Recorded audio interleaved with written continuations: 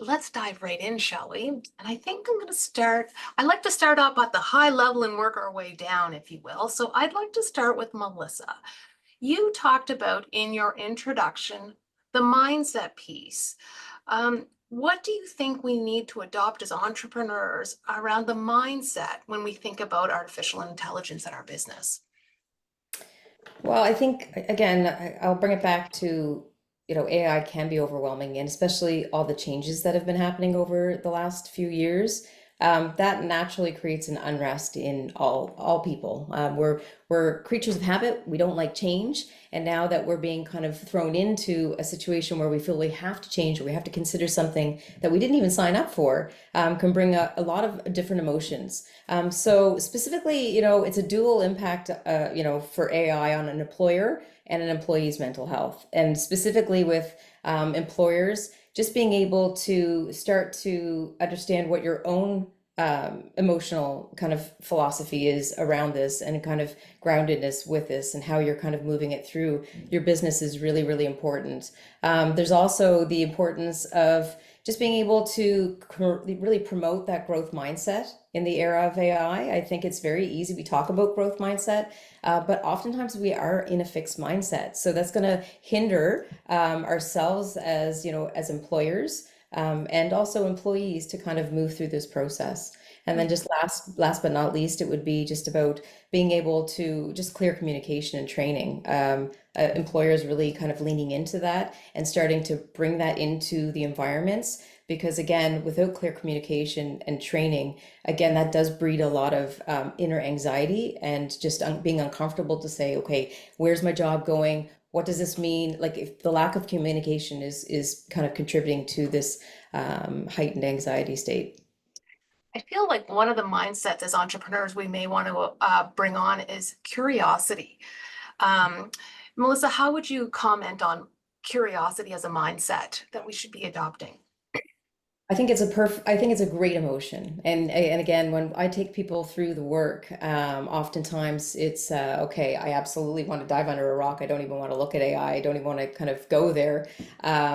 Bringing yourself to that emotion of curiosity means that there's an element of openness and that growth aspect. And it's also not trying to say that you're just going to jump in and you need to, love it. I think a lot of the time we try to jump or we try to go up the ladder too high because we feel like we need to be happy. We need to, life needs to be great. We need to be, go into these emotions that are what we call high frequency. But curiosity is just this almost this emotion that you can work with where you can go, oh, I'm going to open the door and I'm just going to look at this. And, I'm going to take that first step. So it's very kind of forgiving. And it's very, I find that, when you can work with curiosity, you can start to really open that mindset. So that's a great emotion, Wendy.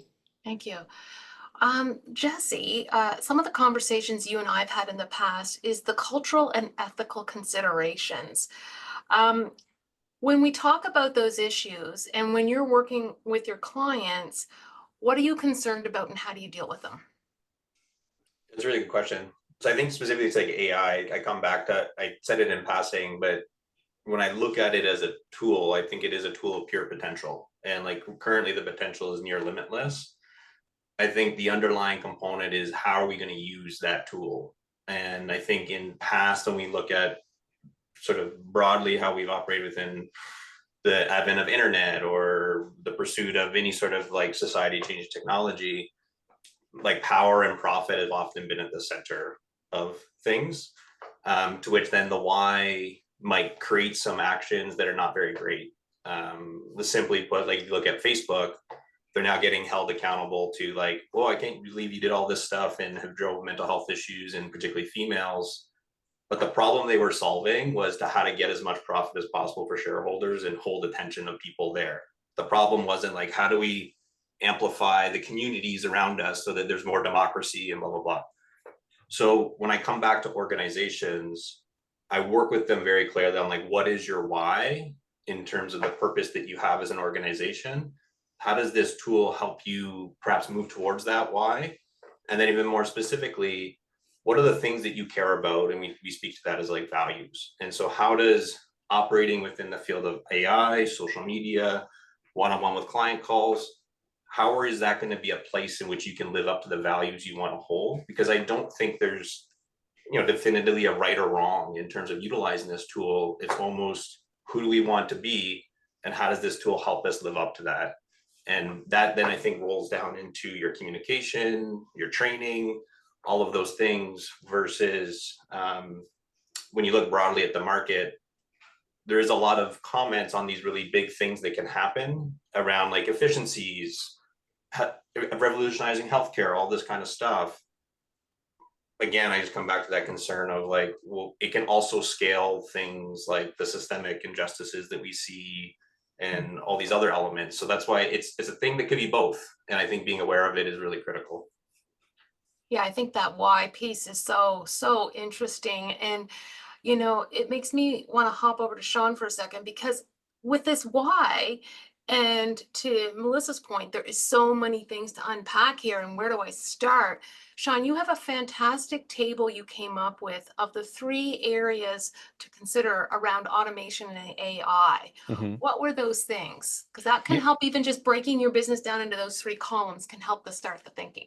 Yeah, absolutely. I mean, the first thing you need to do is identify all the different things that you do in your business internally. It could be in your sales process or whatever it is, and do an inventory of those, and then start to put them into one of 3 buckets. Is what we do with clients. Is this task non-revenue generating? Is this task potentially revenue generating, or is it a revenue generating task that you do? Once we've identified those, we look at those non-revenue generating ones and say, can we outsource or can we automate those? And can we then take the potential ones and enhance them with AI, or automate them?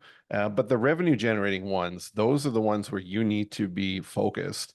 And we use AI to give yourself more efficiency in them, to become more in tune and more smart when it comes to using and doing those tasks. And then we use automation to, again, give you back more time and be able to do it faster. So a lot of times, it's the content that you're putting out, and that's more of where we're looking at in our business, working with clients is, they need more time to be doing the client facing stuff or being with customers, but they know they have to be putting out content on social channels, doing newsletters. Maybe they only have an hour a week to do that. Well, for a lot, it's let's record a video and let's use those AI tools to, splinter that out, to write those emails that go with it. But it's in your voice, it's in your tone. It still has that authentic feel, but it's allowing you to stay in those revenue generating activities, where it may be the analytical stuff of looking at sales reports and stuff like that, or bookkeeping and things like that, which we're probably going to see more of the AI technology step in to help you with those. Absolutely, I think, Shaun. Now, Andrea, as we're looking at all these things, the first thing that comes to mind, what do we have to be thinking about from a legal perspective, right? Because sometimes these things may open us up to risks, backward flips that might not be good for us to take. Yeah. Just No, absolutely. And so, as with any new opportunity, you're weighing the opportunity and seeing whether this is, an opportunity for growth for your business, and you're weighing the risk. And the difficult thing about AI is, even though it's been in existence since the 1950s, the speed with which people are adopting it, the legal framework hasn't kept pace with that. Because lawyers like certainty, right? Like, the way a lawyer is able to tell you do this and not that is because there've been 100 cases that say do this and not that. We don't have that luxury with AI because there are only a few cases that have been, like, the cases are getting through the system, and so we don't have a lot of decisions yet. And so really what you're looking at is, in this new arena where it's not sure, how can I best protect myself? So you're looking at things like, if you are a creator, how am I protecting my content, right? We all know that generative AI is trained on these huge data lakes and content that's been created from others. How am I protecting mine? Are there opportunities for me to use AI within my own business? So Pam said in the comments that she hadn't even considered AI outside of marketing and social media applications, which is what I think a lot of us lean to. But if you have created a particular data set, whether as a, as a creative or as a larger corporation, you've got a data set. If you've got your own creations, I have a client who is a ghostwriter and a copywriter and a New York Times author, and she has created an AI that is trained on her framework so that people can use that for copywriting. So, like, being open to the possibilities of how you can use it for your own material. And then on the flip side, if you're using AI tools, thinking about, am I protected from someone suing me for copyright infringement or trademark infringement if I am using one of these AI tools? Am I understanding the terms of service of a chat GPT or, Microsoft? Am I protected if someone says, actually, the thing that you created for your marketing is trained on my intellectual property, and now, I want damages from you. So there's a lot to take into account. And it's really, how do I take advantage of this opportunity while reducing the risk to myself? Yeah, it's interesting that there are no guardrails yet, if you will. Yeah, Yeah. And that in itself is opens up uncertainty and things like that for sure. absolutely. Hmm. Um, Kimberly's got a question about Canada catching up to the US around having to add transparency around the use of AI. I think we will kind of tend to lag behind a little bit. But I think best practices, if you are providing a service to others, if you are consuming a service or the recipient of a service, making sure that your contracts are really clear, whether you're using the AI to generate whatever it is that you've promised, or whether you're concerned about someone using AI to provide a service to you. So until the law catches up, having that in the negotiations that you're having with your service providers is going to be really important. That's interesting. When I did an actual podcast interview with a cybersecurity expert because I felt like that needed its own partition, its own Yeah, focus. And even how are you using AI? Because if you're using it in certain ways, in places that are free, you may actually be providing information for training the bot or training the AI tool. And exactly. if you're using confidential information out there, it can now be part of the Mm, world, right? exactly. Yeah. Exactly. So that is a key consideration is the cybersecurity and the privacy of data. And what are you pumping into these? Exactly. And even if you're not pumping it in, if you're a service provider, so if you're working with someone and they're using AI and you've provided them with your confidential information, you need to be asking them, are you using AI to provide the service? Because now my confidential information is going in, without my intention. Yeah. Ooh, I feel like that might be a whole separate onion too.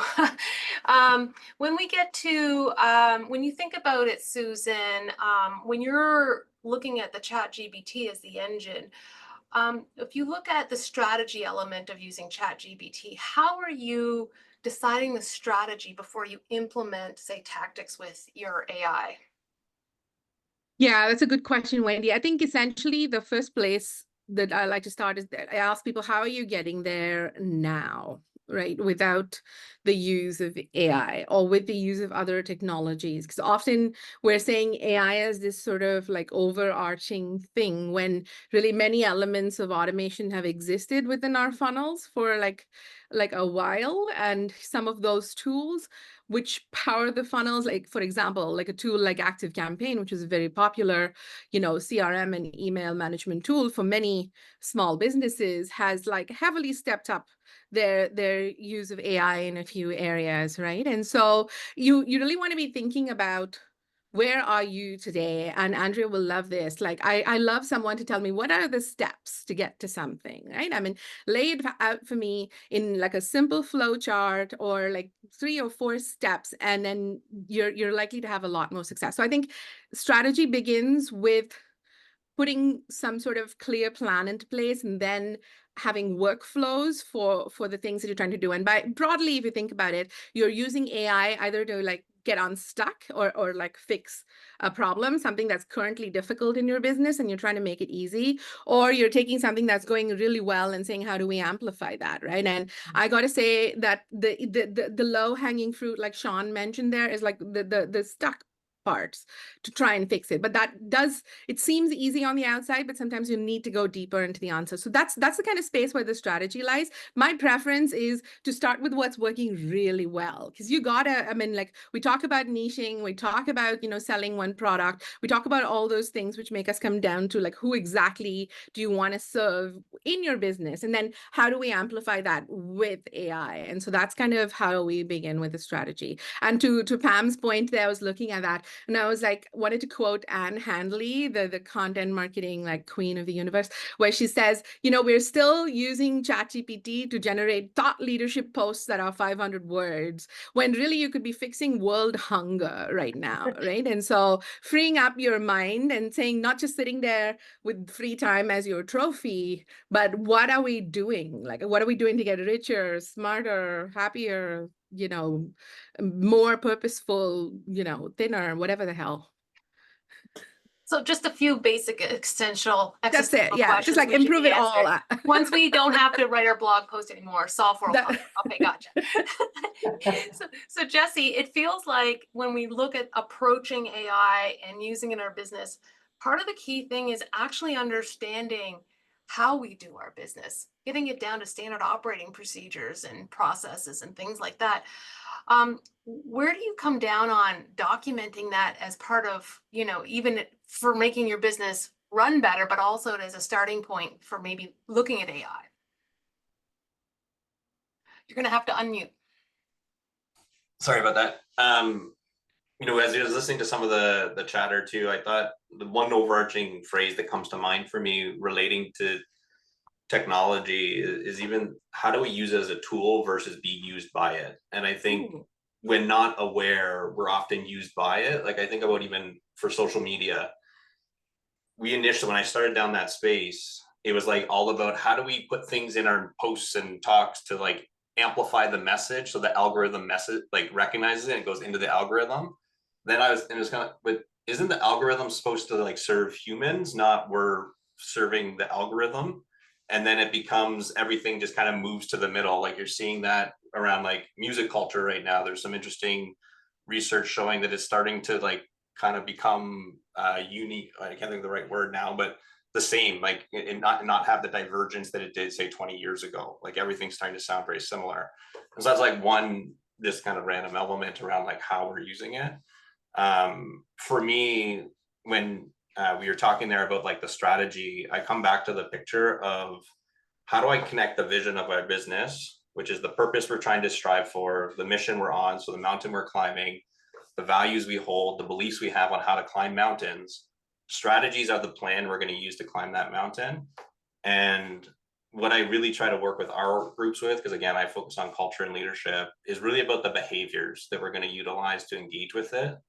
And then move more into, once you're clear on the behaviors are showing up, then we can talk about like the function mapping and things. But for me, I mostly get focused in on like, how do we be clear on the norms that are going to exist and how we engage with things? And I think that's even more true when you look at tools like AI, where there is the possibility of removing like humanity from the exchanges. And what I've come to learn within culture and interpersonal dynamics is when we can dehumanize something, we can often be more judgmental and more critical and be somewhat of our worst selves towards that thing.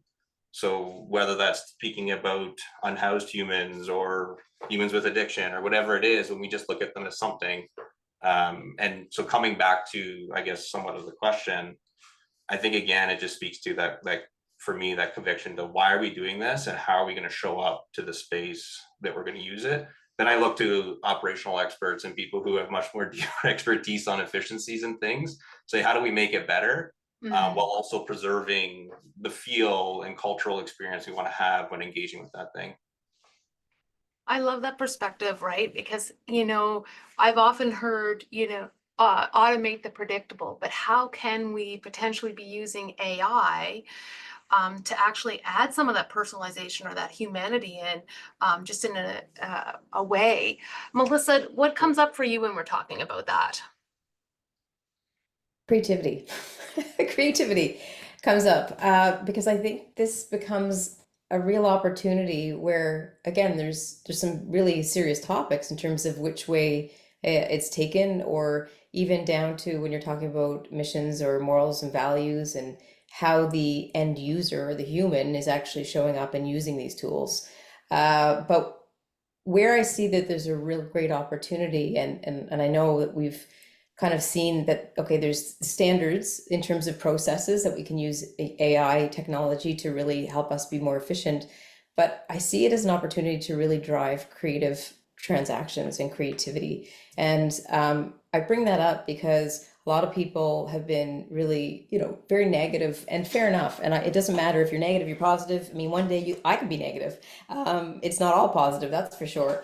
But when we start to look at these types of technologies, and when in our businesses and we're trying to follow these processes, what about allowing ourselves to kind of think outside the box in our businesses and how they're structured now, and with this new type of technology, just in terms of it functioning and it's accessible to us, how do we start to look at our business differently? I did go to the first ever generative AI. It was a big conference in Las Vegas, and I thought, this is the place that I'm going to actually see if, creativity can really start to explode. And I have to say, I was amazed. I thought in the beginning, okay, how far can we really push this? But I think it was to Shaun's point, like it's endless. There's endless opportunities. So this is a really exciting time. Yes, there's lots of rigidity and frameworks that we have to be mindful of. And really, you know what? Yes, you can go in and play in the sandbox, but being very intentional with why are you doing this in your business, or what your role is, so that we're not wasting time. We're getting to use it for, our efficiencies, but also being open to exploring, which I think is really good for the human mindset. Jesse, comment. Yeah, I mean, Melissa and I had a chat, and I think it was supposed to be 20 minutes and turned into like an hour and a half, but another thing. But where I think she highlights something so meaningful is, and why I even brought up the idea that this is something that existed in 1955 and has since built. Why I think that's even important is, like, who was a part of the room of deciding what we were going to define AI as?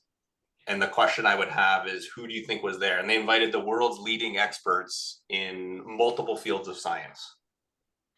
So it was, to maybe not give the answer, it was mostly men. There was one woman invited, and one of the women invited was one of the founders, Minsky's wife, who was there to take care of them and walk the dog. So to me, why that's an issue is then if you look in the room now, it's not all of a sudden like it's significantly changed in terms of the people who are holding power in organizations. And so my concern being, and where I love what Melissa provided, is if left in that space, then it's going to be very much of a similar story of like efficiencies, powers versus saying, hey, we have this time. How do we solve world hunger? How do we solve healthcare? How do we solve these things that are very important to the betterment of humanity? And so I love that. For me, where I ended up on, and why I even want to be a part of these conversations, is I deeply believe that each of us have responsibility to be a part of the growth and development of this tool. And by having people like business owners that are much more diverse than the CEOs of these large tech companies, we can have a much more representative tool that represents our communities and our collective ethics and beliefs versus something that may be curated similar to the initial definition of AI. Shaun, you wanted to chime in? Absolutely. I mean, you talked about how to be creative and how do we utilize this technology. I mean, we're at this point right now where, AI is still something that we have to physically step into, using tools that are out there and tell it what we want from it. And I think we're at a very interesting point where, as you start to watch the technology leaders implement technology in stuff that we are using every single day, like your cell phones. Apple's rolling out their AI integration in the fall. Google just released Pixel 9 with Gemini built into it. It's the same thing as the way that I look at AI is treat it like a human being. Wendy, we talked about using it, thinking of it like an intern. When you can have somebody that comes along with you every single day and observes what you do, and then can start to give you predictive stuff to see how you engage with different applications, how you speak differently in different situations, that it can start to learn from you without you having to proactively go in and say, oh, I want you to write like me this way. It can actually over time start to be more authentic and real, just like you, and see patterns and suggest, maybe try this, or hey, you haven't done this, try to do it this way. That's the exciting part for AI for me in business, is having that true assistant as AI is going to be very exciting in the next couple months, I would say. Wow, I think there is so much to unpack there. So I'm going to ignore most of it because it's too much for today. But oh my God, I love where this conversation is going. But I want to talk a little bit, Jesse and Melissa, and even Shaun, right? Like there was this concept of this opportunity we have on how we can use AI. And maybe I'm wrong. Maybe it's not just take our processes and procedures and automate and use AI. Maybe to Melissa's, it's a chance to actually, is there a better way of doing our business that's different than what we're doing now, as opposed to just, making a better mousetrap? I don't know. Andrea, what are your thoughts on that? Yeah, I wanted to piggyback a little bit on what Jesse was talking about earlier in terms of the inclusive lens for AI. And the reality is a lot of the data is biased data, right? And so one of the things when you're looking as a business is what you're using AI to do, if we move away a little bit from marketing, if you're using AI to help make decisions, to your point, are we making better decisions? Are we making decisions that are rooted in existing biases? So like having that inclusive lens, understanding that there was an example, I think a year or two back, of a bank in the US that was using AI to help make decisions as to who was getting mortgages. And it was biased, right? They were giving fewer mortgages to people of color because that was the data set that they were pulling from. So when you're creating your programs, when you're thinking about how AI can help you to run your business better, having that inclusive lens, one, because it's the right thing to do, and from the legal hat, also it will avoid, headlines and you being sued for discrimination and other not so wonderful things. Yeah. I love those points. Susan, what are your thoughts on where this conversation is going in terms of these bigger, chunkier, meatier discussion points? But two things come to mind. One is I'll start with the democratization part of it, because I think that's the key issue. And to Jesse's point about who's in the room and who continues to be in the room, the board of OpenAI had two women on it, and those two women have been replaced. So it continues to be a thing. And so my perspective to that is control what we can control, which is the more of us that practice it, the more our voices get into the democratic decisions around this, right? For what it's worth, democracy is flawed and it comes with all kinds of problems, but we'll build it, the more of us that weigh into it. And then I wanted to weigh in on that point that Shaun was making, which may freak out a number of people on this call and potentially outside as well. That idea of having AI be your assistant or your second brain, if you will. And I would joke in the past about how I cannot wait for the time when I can upload myself into a cloud and make clones of myself so I don't have to deal with idiots. And I feel like that time is like now, and it is a little terrifying when you think about it, right? Because it means you need to like manage that. And so I do think that giving AI some of what your information, teaching it a little bit about yourself, it's going to happen however you protect yourself. And it's already been happening. I mean, there are ways you can turn it off, but the question becomes, should you? Like, you can turn it off so that AI can't learn from the material that you're putting onto it, right? The same way as you can shut it off so that Instagram doesn't actually know what you're doing with every moment of every day. But then you wouldn't get those much better targeted ads, or you won't get like, whatever. There's an upside and a downside, and this is a long-standing decision. But I do think if you give it the right frameworks to work with, not only will you teach the machine, but the machine will teach you. And one small example of that is I take notes extensively. I used to do it in books, like I would color code my books by client. And then I switched to taking it all on like an iPad. And my handwriting is great to me, but there's lots of people who don't understand it. And so I think over the years, or the year and a half, the ability to upload some of my notes to have them organized on tools like ChatGPT has literally made me a better writer. Like I write more neatly because there's less error rate when it's reading my notes. And you see how that happens? It's like these are definitely not the social media posts of 200 words that we're getting it to do right now. It's like behavior change. It's like, mindset change. It's like really thinking about it as a second brain without obviously doing foolish things. And that's where the line is. Like, don't give it your bank details and your Yeah, Yeah. don't put personal stuff. Yeah. Wendy, can I jump in here and just Yes, I want please. to address Jennifer's question in the chat here about where do you control where AI pulls the data from, and it kind of ties into what Andrea said about it being bias. If you put all your eggs in one basket and ChatGPT is like your be all end all, that's pulling from what's called an LLM, large language model, which it's been trained on, but it can also search the internet. And there are other tools that are out there, Gemini, Meta, Facebook has their own one, and they're pulling from different ones.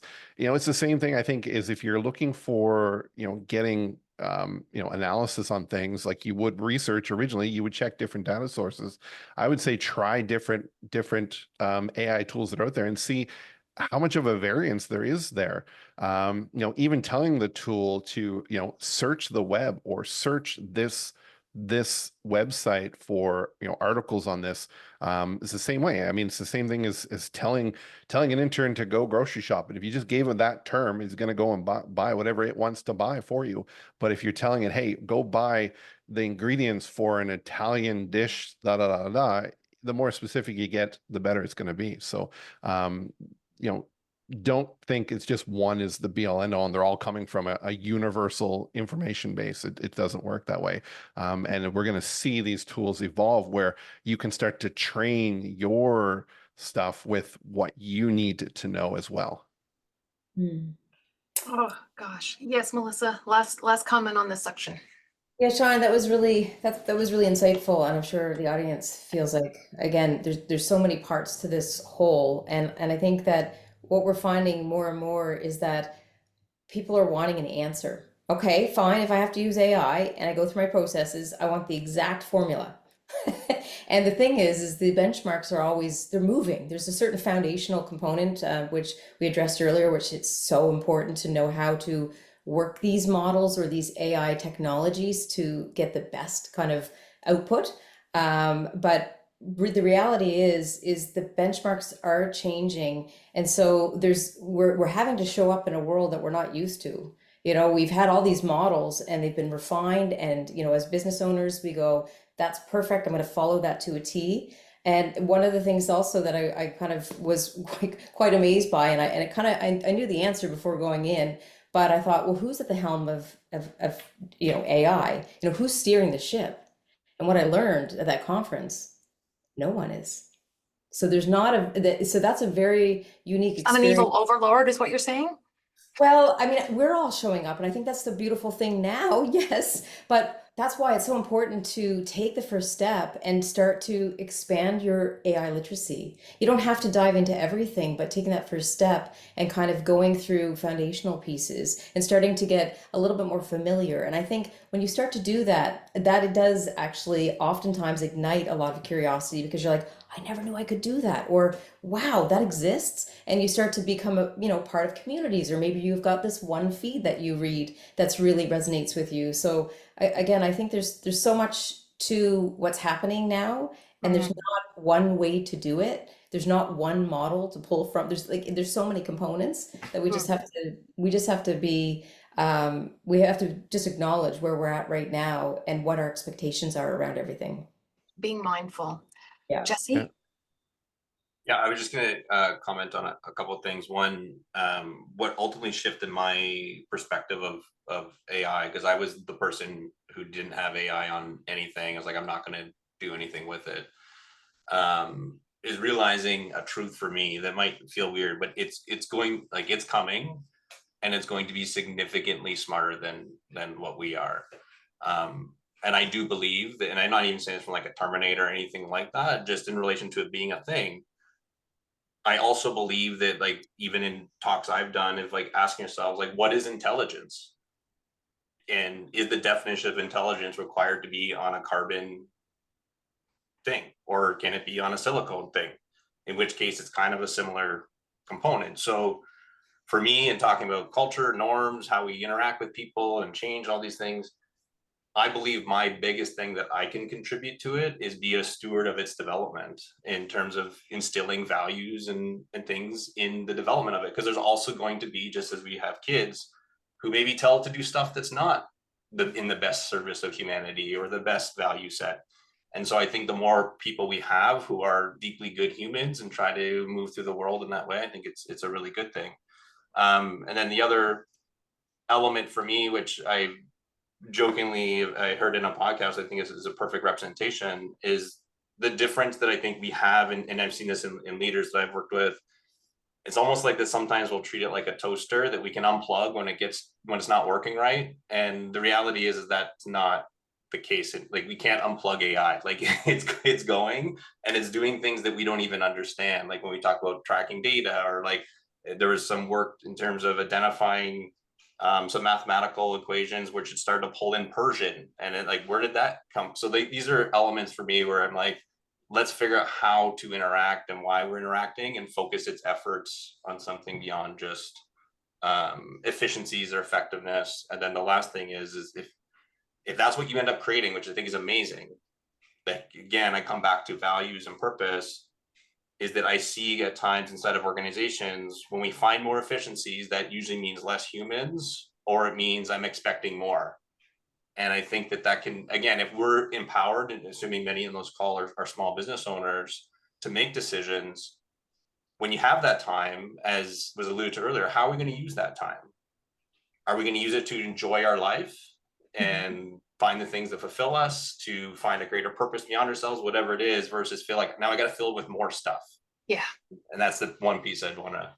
Yeah. Yeah. raise. What are you going to do with that time? I'm going to switch gears because we're coming to the end of our time. And I really kind of want to do a real quick rapid fire with the panel on what is your favorite AI tool you're using, and maybe how you're using it, so that it's real quick. I'll start with you, Susan, because you're doing some really interesting pieces, and then we'll move to Q&A, any other new questions you have. So start contemplating.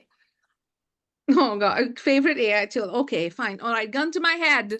I would have to say perplexity.ai. If there was only one tool I was using, I would use that. It still is a large learning model, and it's like, it's got internet capabilities.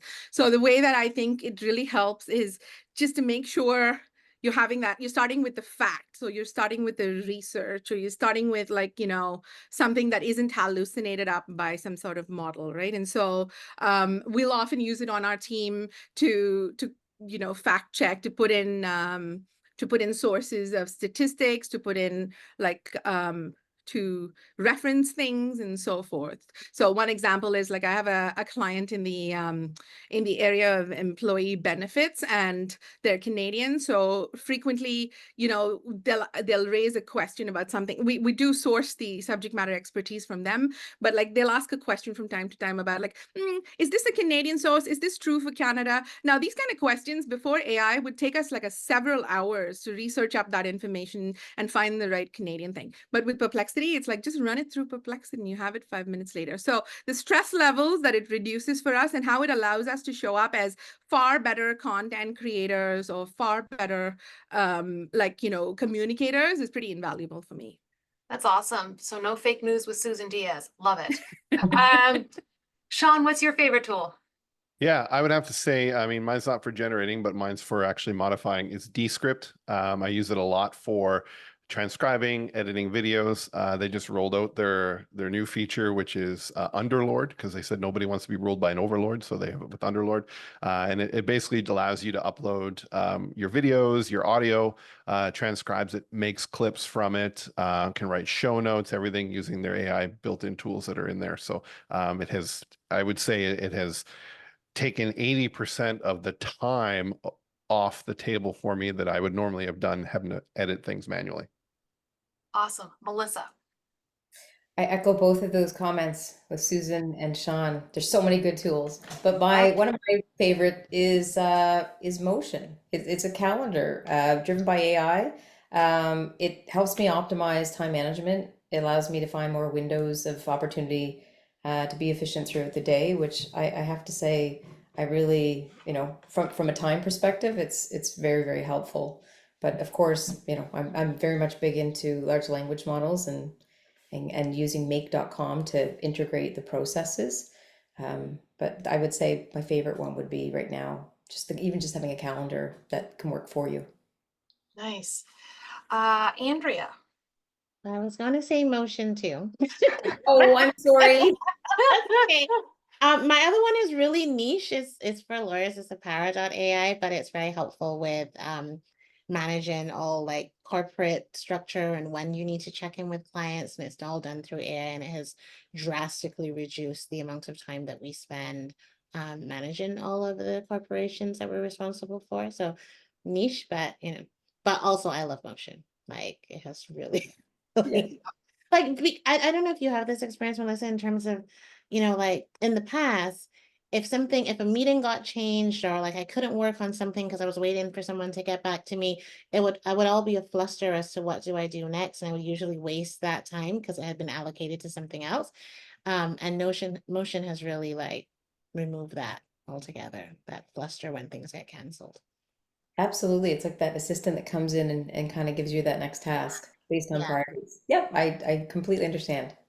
Patricia, it was motion, the same one that Melissa was talking about. Shaun's posted the link in the Yeah. chat.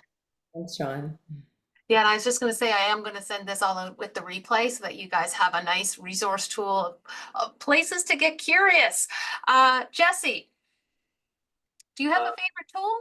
Yeah, one I'm kind of growing a little bit with is like the Spotify DJ seems to be getting better, and I love listening to music and it brings like your record that like of similar genre and feel that you like.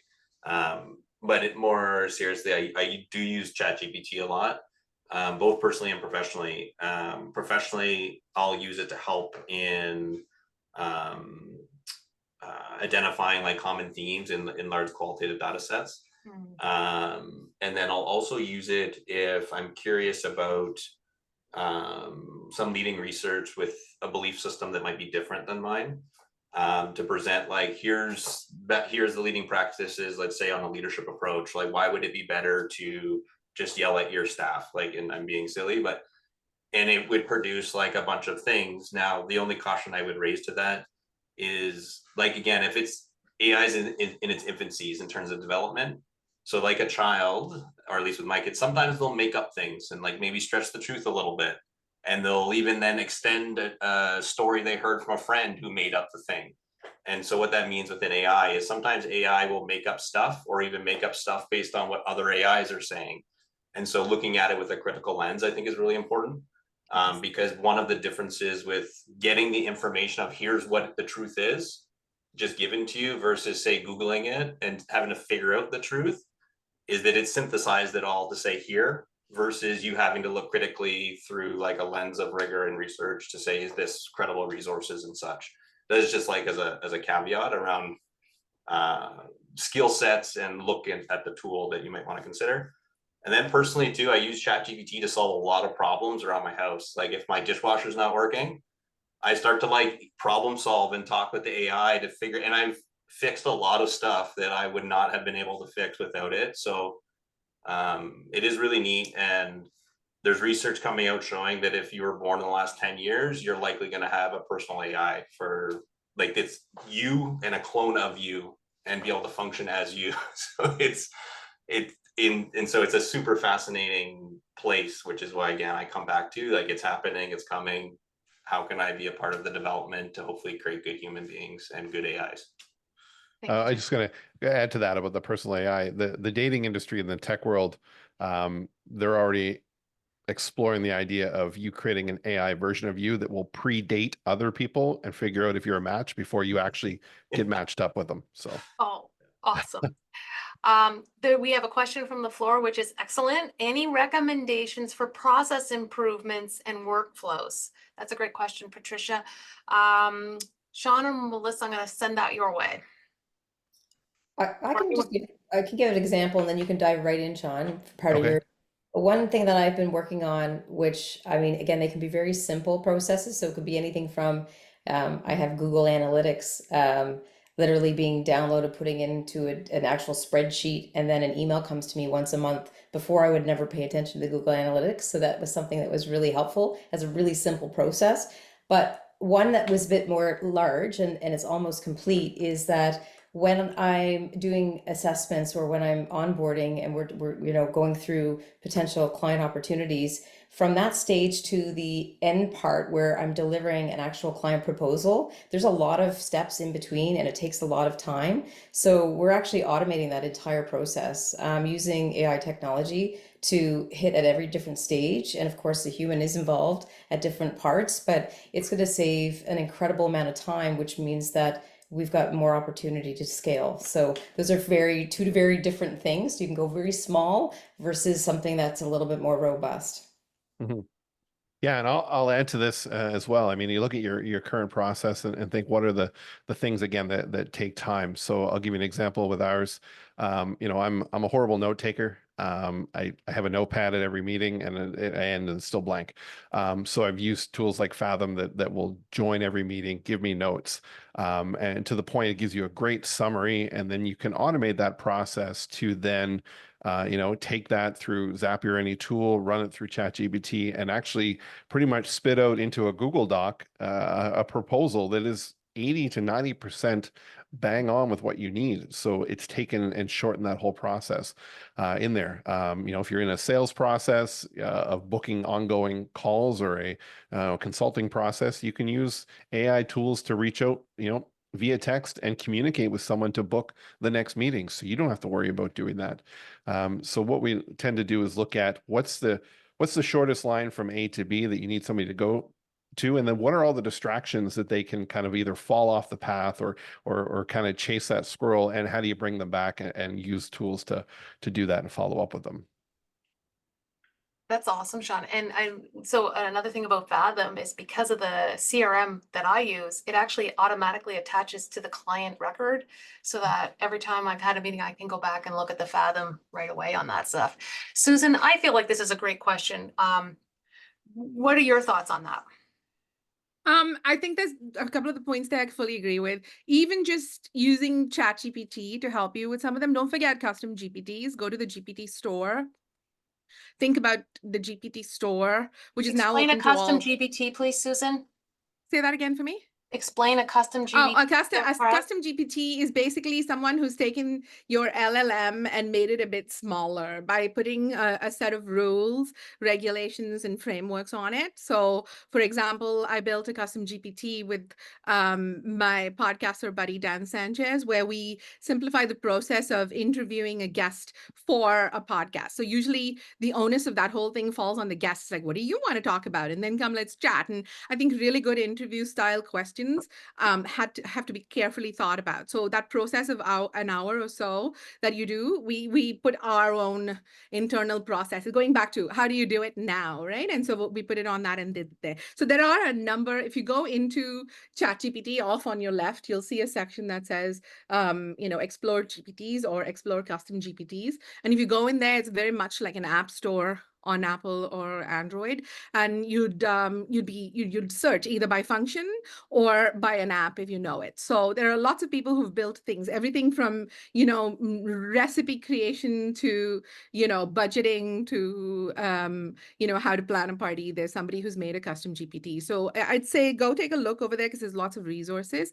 And in addition to that, Melissa mentioned Make earlier, and I'll add Zapier to that list. There are integrator tools like these that have probably existed for longer than the AI, but they do a really great job of bringing together 2 or 3 functions in order to stack them and make them more efficient. So that 2 programs talk to each other type thing and share. Yeah, exactly. Listen, I want to thank everybody for coming today. I feel like this discussion, like I said, it was the beginning, and I feel like we did a really good job at covering some really interesting things about controlling what you can control, remembering that we have a role in the development, and as it grows, we can contribute to how AI develops if we're conscious about that and know what we want to do. And that really the sky is the limit in terms of how it might be able to help our business. And it's like anything else in the world, you can eat an elephant one bite at a time. So it's kind of like, just choose your one bite and get started. Thanks, everybody.